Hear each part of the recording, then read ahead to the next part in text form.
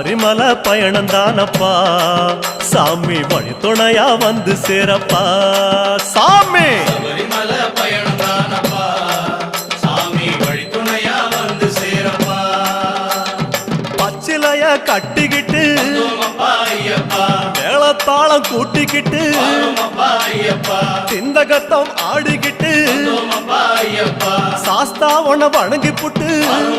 ஐயப்பா காந்தமல ஜோதியானவா எங்க காவலாக வந்து சேரப்பா ஐயப்பா காந்தமல ஜோதியானவா எங்க காவலாக வந்து சேரப்பா